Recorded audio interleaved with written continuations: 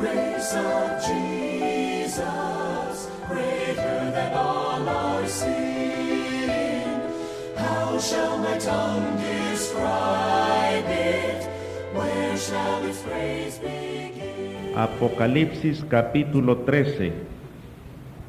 Así dice la palabra de Dios en esta porción escrituraria.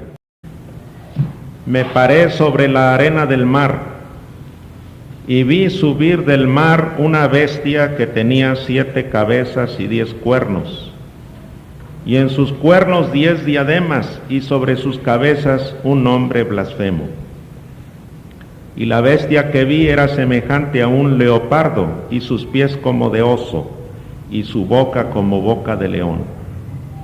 Y el dragón le dio su poder y su trono y grande autoridad. Vi una de sus cabezas como herida de muerte, pero su herida mortal fue sanada. Y se maravilló toda la tierra en pos de la bestia. Y adoraron al dragón que había dado autoridad a la bestia, y adoraron a la bestia diciendo: ¿quién como la bestia? ¿Y quién podrá luchar contra ella? También se le dio boca que hablaba grandes cosas y blasfemias, y se le dio autoridad para actuar 42 meses. Y abrió su boca en blasfemias contra Dios para blasfemar de su nombre, de su tabernáculo y de los que moran en el cielo. Y se le permitió hacer guerra contra los santos y vencerlos. También se le dio autoridad sobre toda tribu, pueblo, lengua y nación. Y la adoraron todos los moradores de la tierra, cuyos nombres no estaban escritos en el libro de la vida del Cordero, que fue inmolado desde el principio del mundo. Si alguno tiene oído, oiga. Si alguno lleva en cautividad, va en cautividad. Si alguno mata a espada debe ser muerto. Aquí está la paciencia y la fe de los santos. Después vi otra bestia que subía de la tierra y tenía 2 cuernos semejantes a los de un cordero, pero hablaba como dragón. Y ejerce toda la autoridad de la primera bestia en presencia de ella, y hace que la tierra y los moradores de ella adoren a la primera bestia, cuya herida mortal fue sanada. También hace grandes señales, de tal manera que aún hace descender fuego del cielo a la tierra delante de los hombres, y engaña a los moradores de la tierra con las señales que se le ha permitido hacer en presencia de la bestia, mandando a los moradores de la tierra que le hagan imagen a la bestia que tiene la herida de espada y vivió. Y se le permitió infundir aliento a la imagen de la bestia, para que la imagen hablase e hiciese matar a todo el que no la adorase. Y hacía que a todos, pequeños y grandes, ricos y pobres, libres y esclavos, se les pusiese una marca en la mano derecha o en la frente, y que ninguno pudiese comprar ni vender, sino el que tuviese la marca o el nombre de la bestia o el número de su nombre. Aquí hay sabiduría. El que tiene entendimiento, cuente el número de la bestia, pues es número de hombre, y su número es 666. Tiempos hubo en que la palabra aristocracia significaba en la realidad el gobierno de los mejores, lo mismo que su significado etimológico. Eso significa aristocracia, no significa gente de sangre azul. Toda la sangre de todos los seres humanos es roja. Como decía aquella canción, mi sangre aunque plebeya también tiñó de rojo. Sangre roja, todos. Son patrañas, son cuentos. Es nada más el anhelo de pararse por encima de todos los demás y decir que se tiene sangre de otro color. La aristocracia en los tiempos de Pericles fue el gobernante griego cuya gestión le dio el nombre al tiempo en que él vivió, el siglo de oro de la democracia griega. Pericles. En aquel tiempo se elegía a los mejores. Aristos es el mejor. Teníamos el propósito de ponerle al Instituto Madero Instituto Aristos. ¿Por qué? Porque es el mejor. Aristos es lo mejor. Y Kratos, pues es gobierno. El gobierno de los mejores. Esa es la aristocracia. Y tenemos en la iglesia, en el reino de Dios, la aristocracia del Espíritu. ¿Cuál es la aristocracia del Espíritu? Los que son grandes son los que sirven. Esa es la verdadera aristocracia del Espíritu. Si usted no sirve, no tiene sangre azul. No es aristócrata, aristócrata del Espíritu. Los aristócratas del Espíritu andan en el suelo. ¿Por qué? Porque andan sirviendo.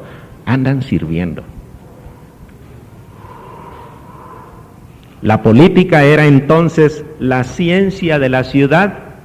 Eso significa política, polis, ica, la técnica, la ciencia, el arte de la ciudad. Eso significaba, y no el juego sucio que cubre hoy la lucha sorda, despiadada, inhumana, homicida por el poder. La razón de la fuerza. La razón de la fuerza es lo que gobierna la política de estos tiempos. No la fuerza de la razón, sino la razón de la fuerza. La política en aquellos tiempos convocaba a los mejores ciudadanos, a los que de veras sabían cuestiones de la ciudad, a los que sabían cómo hacerle para sacar el mejor jugo, los mejores resultados posibles para beneficio del conglomerado citadino, todo lo que podían de veras alcanzar, con los recursos que llegaban de los propios ciudadanos. En el siglo de Pericles el político no cobraba, pagaba por gobernar. ¿Qué político de nuestro tiempo paga? Invierte.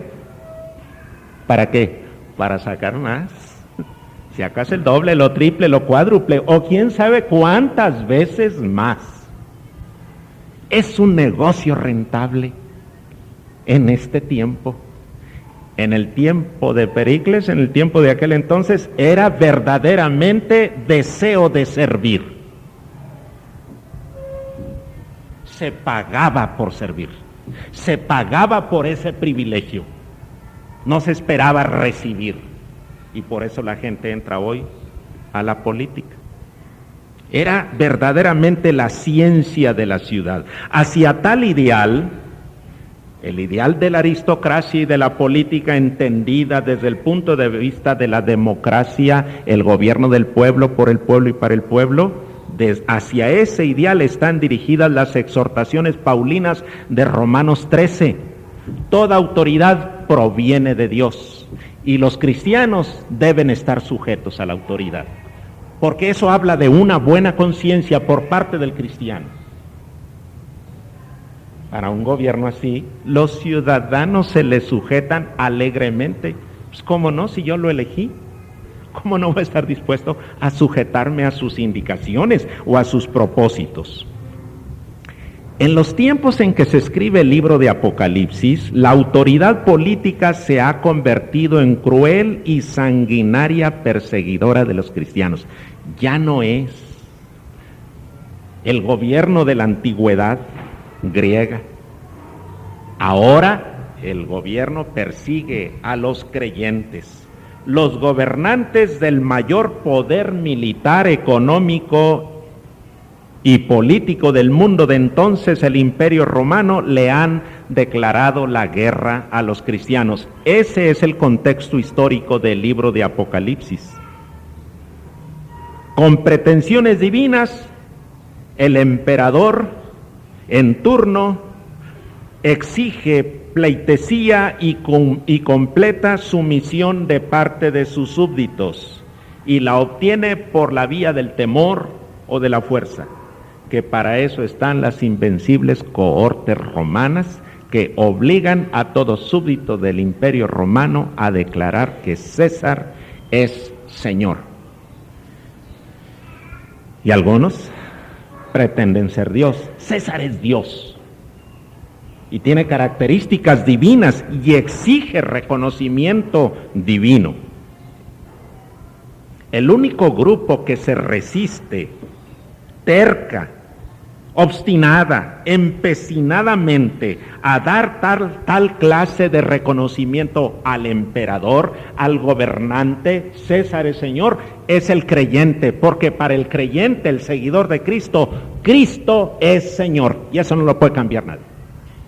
Uno de los grandes hombres, el pastor de Esmirna, Policarpo, fue apresado bajo la acusación de ateo, porque los cristianos pasaban por ser ateos en aquel entonces, porque no reconocían la divinidad del emperador, ni la divinidad de los dioses que la gente común adoraba. Ellos decían que Dios no podía ser representado y que en todo el mundo había un solo Dios. Estos son ateos. ¿Dónde está su Dios? A ver cómo lo representan. Y luego más, si alguno de ellos decía, nuestro Dios murió en la cruz, ahí está, murió. Entonces, ¿a qué Dios están siguiendo? Ateos. Bajo la acusación de ateísmo fue tomado Policarpo, y además bajo la acusación de sedición política y de rebeldía, porque Policarpo, cuando se le exigió, hay que declarar que César es Señor, Policarpo dijo, no puedo decir eso, porque para mí César no es Señor, Cristo es el único Señor. Le debo obediencia a César como ciudadano que soy del Imperio Romano, pero no me exijan a mí hacer un reconocimiento de la divinidad del emperador con esa declaración. César no es Señor, aunque lo quiera todo el mundo. El centurión que fue encargado de la prisión, del aprisionamiento de Policarpo, le dijo, ¿qué te cuesta, Policarpo? Nada más di que César es Señor. No puedo decirlo. 80 y tantos años tengo yo de servir a mi Señor y ni una sola vez me ha sido infiel. ¿Cómo podría yo serle infiel ahora? Te vamos a quemar.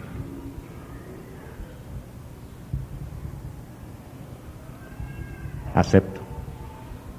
Ser quemado, no sacarás de mí la declaración de que César es Señor.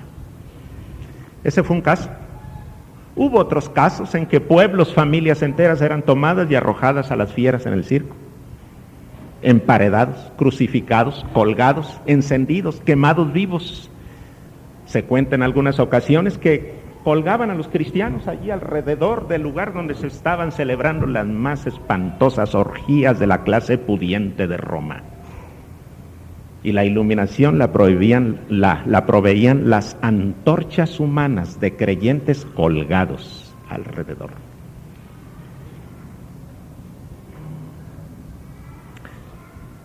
Debido a la negativa de estos hombres, lógicamente la consecuencia es que los cristianos tienen que sufrir por su fe. ¿Verdad que nos parece extraño eso? ¿Usted ha sufrido por la fe de Jesús?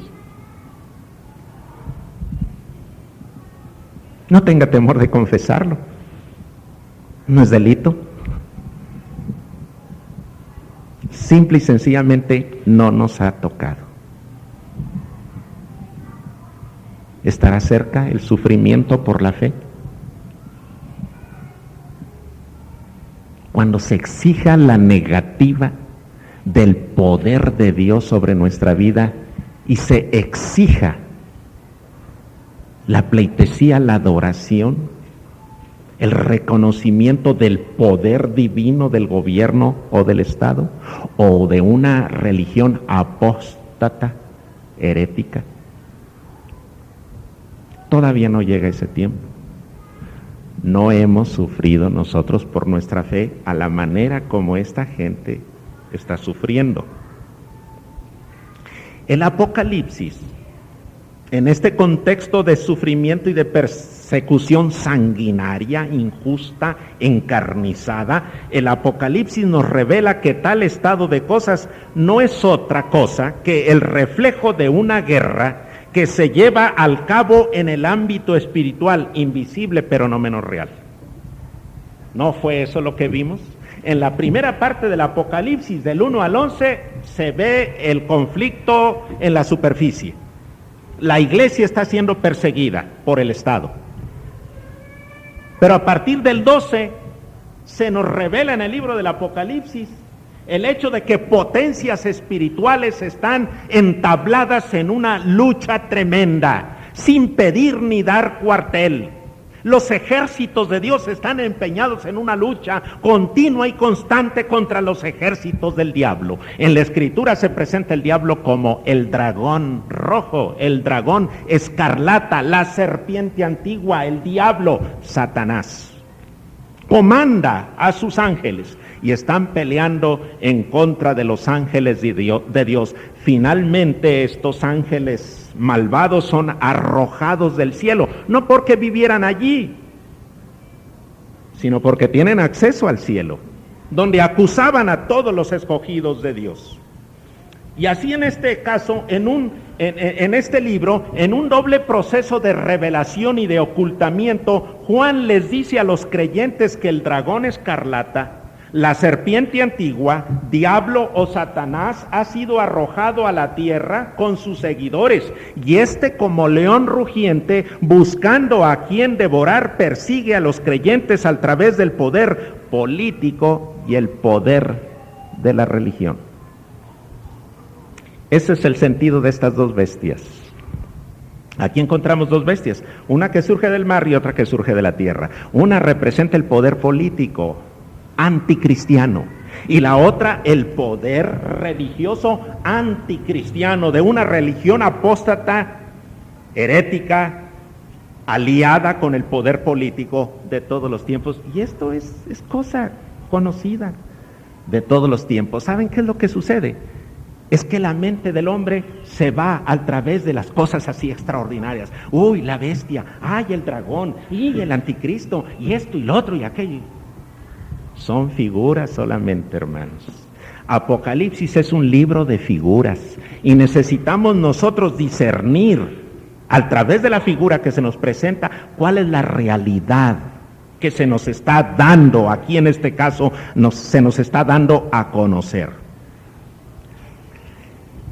El poder político es una necesidad en el mundo, lo es. El mundo de los humanos debe ser un mundo de orden, porque Dios no es un Dios de confusión, sino de orden, de paz. Encontramos en todas partes las evidencias de las leyes de Dios. Dios procede conforme a normas, conforme a leyes. Dios no es un anarquista que viola sus propias leyes. Dios pone leyes y se sujeta a ellas. Es necesario el principio de orden en la sociedad humana, pero el diablo llega y todo lo pervierte.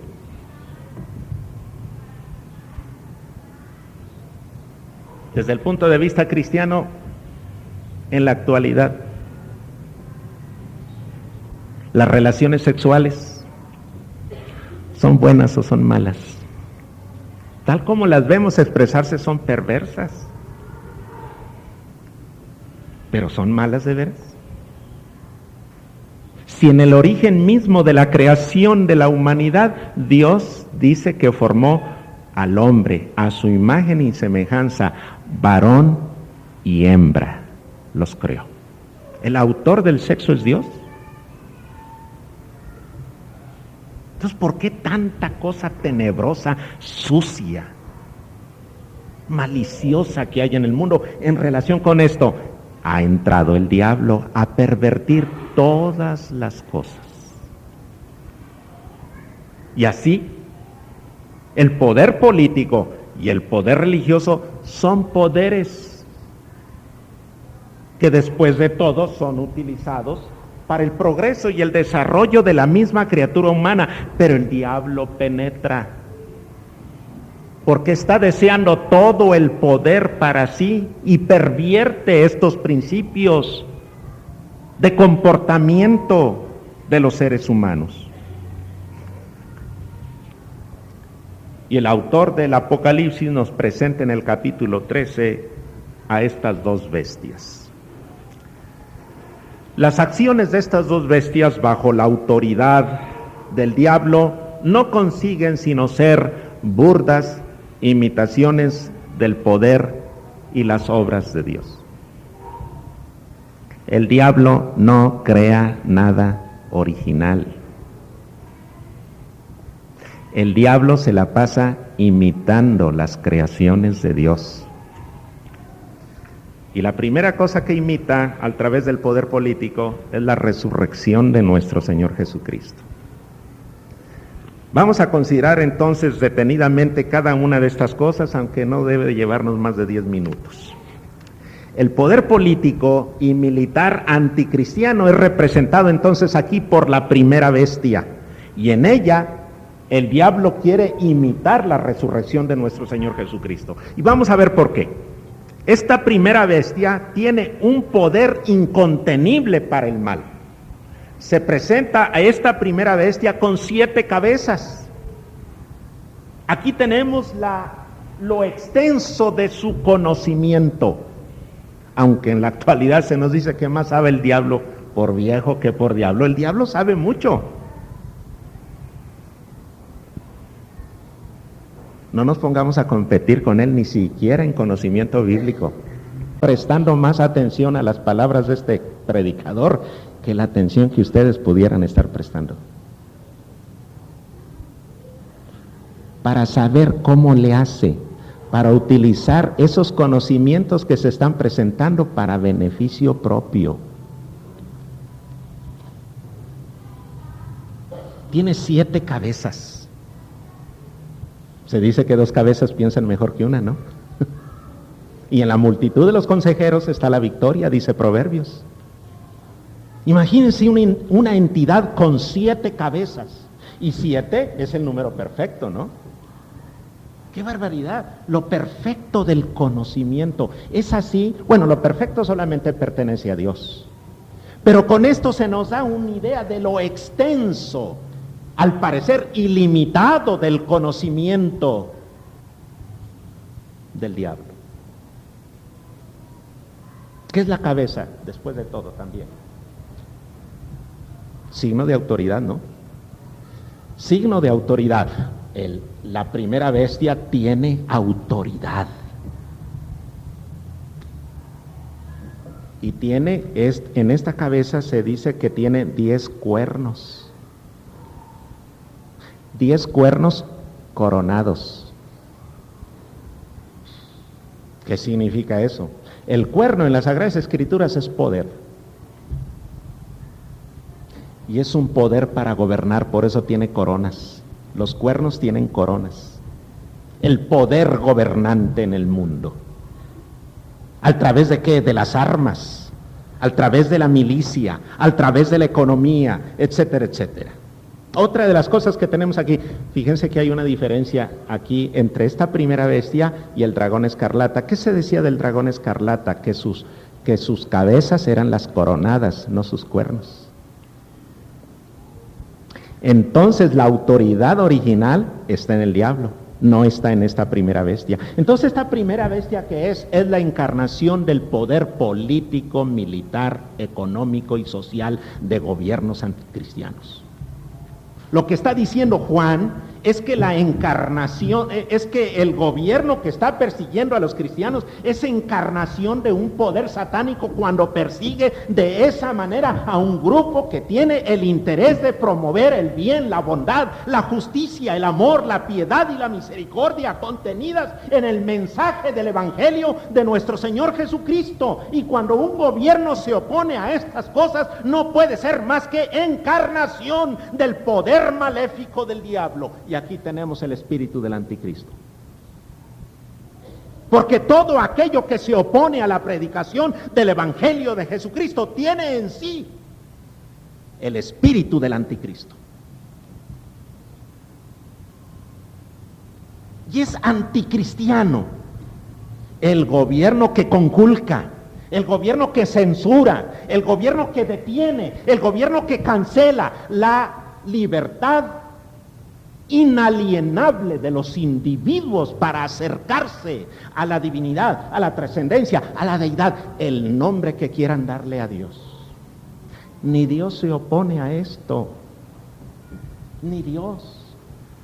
¿Cómo ha de oponerse un gobierno X en el mundo? Nosotros le damos gracias a Dios porque los principios de justicia social y de libertad garantizados en las páginas de nuestra Carta Magna aseguran y garantizan para nosotros en las garantías individuales la libertad de culto. Y el artículo 130 constitucional que reglamenta esta garantía individual, la libertad de culto, se nos está hablando de todas aquellas condiciones que los creyentes de determinado culto deben cumplir para que todas las cosas sean llevadas decentemente y con orden. ¿Y no es esto algo que propone la Escritura? Hagan todas las cosas decentemente y con orden. Y nosotros en ningún momento nos oponemos al espíritu de la Carta Magna y somos los principales defensores de este sistema de vida. Pero nuestros hermanos del primer siglo no eran así las condiciones en las que vivían. Las autoridades de aquel tiempo se oponían terminantemente a que los creyentes siguieran a Jesucristo. En este pasaje se nos habla de la primera bestia como teniendo figuras de animales. Parece que hay allí un tigre, un leopardo, un león, un oso, ¿verdad? Si van ustedes a Daniel capítulo 7, allí encuentran la representación de los gobiernos de los imperios mundiales de aquel tiempo. Babilonia, Medo-Persia y Grecia. Y hay una cuarta bestia, grande y terrible, no se dice qué figura tiene. Es una bestia grande y terrible, es el imperio romano que Daniel está contemplando en el horizonte profético.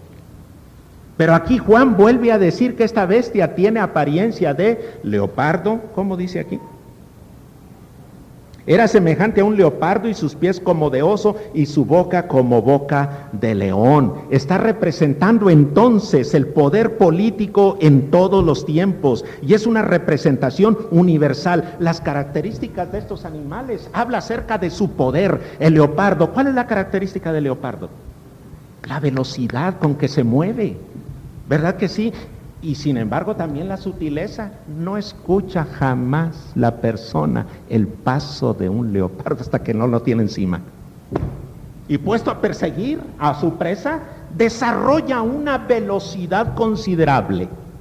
El oso, ¿cuál es la característica del oso? El poderío tremendo, ¿verdad? De su cuerpo, una mole inmensa que se viene encima y que nadie puede detener. Y el león, ¿cuál es la característica del león? La ferocidad, lo incontenible de su ataque. Todas estas características trasládenlas al sistema político que con su movilidad, su astucia, su capacidad para imponerse, su inmensidad de recursos, aplasta al ciudadano de una manera tremenda, de una manera terrible. ¿Qué hace el ciudadano aislado, solo? Un periodista local presenta de una manera cotidiana regular las luchas, la trágica lucha del señor Pérez en contra de la burocracia. ¿Han leído esos articulillos? ¡Qué certeros! Y hasta este señor, este articulista pone señor Pérez con minúscula. Es un pobre diablo ante el tremendo poder político manejado para dominio y esclavitud de la humanidad. Otra de las características de la primera bestia es que una de sus cabezas es herida de muerte y sin embargo sana y se repone y sigue adelante.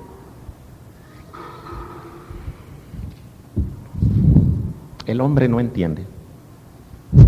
Los hombres no entendemos. ¿Por quién votará usted el próximo 21 de agosto? ¿Quién sabe? Pero el hombre tiene una marcada inclinación a tropezarse en la misma piedra con que se ha tropezado 10 veces atrás. El hombre vuelve a caer en el mismo pozo en el que antaño se cayó. ¿No han escuchado las averías que en multitud de ciudades están haciendo multitud de jóvenes neonazis? ¿Dónde está? ¿Dónde está la inteligencia de la gente para proponer otra vez como sistema de gobierno la filosofía inmersa en el sistema nacional socialista que llevó a un engendro del diablo como fue Hitler al poder? De tal manera que hechizó a toda una nación de gente culta, de gente inteligente como es el pueblo alemán. No fue, sigue siendo cuna de grandes científicos, de grandes artistas, de grandes educadores. No estoy hablando en favor de los alemanes en sí, porque la cultura y la sabiduría y la capacidad y la inteligencia, Dios la ha distribuido en todo el mundo. Pero encontramos la culminación de todos estos principios en este pueblo. ¿Y qué hizo Hitler de este pueblo? Un títere para la consecución de sus propósitos. Y encontramos hoy, después de años de todo esto, de que pasó todo esto, la vergüenza de los campos de exterminio, el hecho de que se consumieron millones de vidas. Se vino abajo la riqueza de muchas naciones, ciudades que eran de veras, deberían de haber sido hechas patrimonio cultural, científico de la humanidad, fueron destruidas por las bombas. Al fin de cuentas, que este hombre causó. ¿Cómo es posible que en el tiempo actual sea una opción válida en el mundo civilizado, la política, la filosofía, la cultura neonazi? ¿Cómo es posible? Pues lo es. Parece que había quedado herido de muerte el nacionalsocialismo. ¿De veras quedó muerto? No.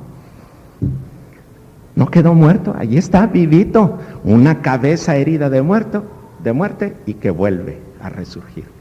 Y así ha sido a lo largo del tiempo. Todavía encontramos en esos países liberados de Europa Oriental, encontramos todavía por allí las alianzas del antiguo Partido Comunista con partidos socialistas socialcristianos. ¿Pueden ustedes pensar en una mezcla de este tipo? Partido Social Cristiano. Y sin embargo haciendo alianzas. Y en los titulares de los periódicos, el comunismo otra vez al poder. ¿Qué no quedó desacreditado el comunismo? ¿Que no es de veras una factura viable de gobierno para el mundo, para los hombres? En donde se niega al hombre la capacidad de pensar y decidir por sí mismo. A pesar de todo el descrédito que ha traído el comunismo y la bancarrota moral, económica, social, científica, cultural, a pesar de esta bancarrota, el hombre sigue terco, proponiendo las fórmulas. Ateas, comunistas, como forma de gobierno. ¿Y qué le pasó a la religión en todos estos países? Oculta, soterrada, en el clandestinaje. ¿Será cristiano en oculto? Porque declarar la fe era un delito de alta traición penado por la sociedad. La rendición, el homenaje, el reconocimiento a tal clase de gobiernos es adoración al dragón, al diablo. Blasfemo y triunfante, pero solo por 42 meses se está diciendo aquí. El gobierno político, el poder político en la humanidad solamente tiene vigencia por 42 meses. ¿Qué significa eso? Que no va a ser para siempre. como sucedió, el imperio romano cayó, y cayó para siempre, otro imperio se levantó. Y así ha sido a lo largo de los tiempos. No es un personaje especial, sino a lo largo de los tiempos son sistemas de gobiernos anticristianos que persiguen a los creyentes por un tiempo limitado solamente, 3 años y medio, como dice aquí, 3 años y medio, 42 meses, 1260 días, un tiempo, 2 tiempos y la mitad de un tiempo, son números simbólicos, es decir, un tiempo limitado, nunca completo para sus diabólicos fines. Solo lo adoran, solamente lo adoran los que no están inscritos en el libro del Cordero. ¿Qué es posible hacer en relación con esto? La Escritura lo dice aquí muy claramente. Si alguno lleva en cautividad, va en cautividad. Si alguno mata a espada debe ser muerto. Aquí está la paciencia y la fe de los santos. ¿Se aconseja tomar las armas para echar abajo un gobierno anticristiano? Te pones al nivel de ellos, matando gente por todos lados, porque aquí somos cristianos, o crees en Cristo y te mueres. Eso lo experimentamos a finales de la década de los 20 y principios de los 30, ¿no? En la guerra cristera. ¿Los cristeros no eran eso? Gente armada en el Bajío, y empuñaban las armas, asaltaban los pueblos, y exigían una declaración de adhesión al cristianismo, como si Cristo estuviera detrás de ellos diciendo, y si no me acepta, mátalo.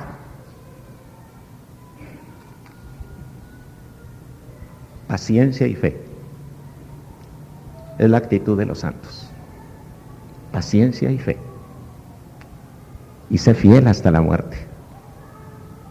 Hasta la muerte. Nada de andar formando partiditos, nada de andar formando grupos para echar abajo al gobierno anticristiano que estamos padeciendo y a matar gente también que no cree como nosotros. Si matas a espada vas a ser muerto. Si cautivas, si esclavizas con tus pensamientos, ni siquiera tu idea de Dios, ni siquiera las doctrinas mismas te dan autoridad a ti como cristiano, iglesia cristiana, para esclavizar, para cautivar. Que otros lo hagan. Ni siquiera el que seas cristiano te da autoridad para esclavizar las conciencias de otros. Y como Iglesia Bautista, cultivamos nosotros aquí los principios democráticos. Por eso decidimos las cuestiones a través de la democracia. ¿Es el mejor gobierno la democracia?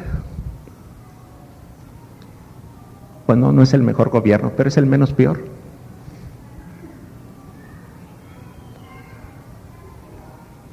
A través del consenso de los hermanos, que se supone oraron. ¿En cuántas ocasiones le damos cabida al espíritu de la primera bestia en nuestras propias congregaciones cuando nos aliamos unos con otros para sacar adelante un proyecto en la iglesia? Un proyecto en la congregación. Nos ponemos de acuerdo los que estamos de acuerdo y lo sacamos adelante. El espíritu de la primera bestia. Cuando a través de nuestras opiniones y de lo que nosotros creemos tratamos de manipular y de esclavizar a la gente. Al fin de cuentas, si yo no estoy de acuerdo, me salgo del juego. Pero ¿por qué tengo que manipular y esclavizar a mis hermanos en la fe que me merecen todo el respeto y que tienen libertad a pensar y a creer como ellos lo piensan, siendo honestos? Pero aquí lo básico y lo fundamental, hermanos, es ser honestos en nuestros puntos de vista. Y todo espíritu de honestidad y de sinceridad debemos someterlos al Espíritu de Cristo, que es el que tiene el discernimiento de Dios, perfecto, correcto en todo caso. Cuando como pueblo de Dios nos comprometemos en nuestros espíritus para pensar como Dios piensa y decidir lo que a Dios le conviene, miren ustedes que el Espíritu de Dios obra y nos hace ser unánimes en las determinaciones que tomamos como pueblo de Dios. Mantengamos fuera del ámbito de la iglesia de nuestro Señor Jesucristo el espíritu de la primera bestia, esclavizante, tiránico, que no reconoce verdaderamente el gobierno de nuestro Dios. Tiene tantos vericuetos y tantos detalles. Miren, faltan 20 minutos para la 1. Y vamos apenas en la primera bestia. Así es que se las dejo pendientes. La segunda bestia. Vengan a la noche, ¿qué les cuesta venir a la noche? La segunda bestia es el poder religioso. El poder religioso que persigue a los creyentes, persigue a los cristianos. Y tal vez en esta noche veamos también el famoso número tan traído y tan llevado, 666. Hitler, Napoleón, no, fue Nerón. ¿Será esto? Salga de dudas, venga a la noche. No soy el epítome de la verdad, pero aquí juntos vamos a meditar guiados por el Espíritu de Cristo en estas cuestiones, en estas verdades.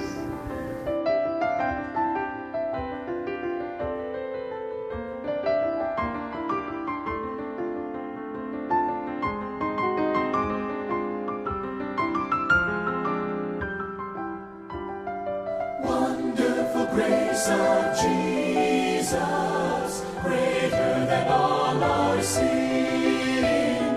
How shall my tongue describe it? Where shall its praise begin? Taking away my burden, setting my spirit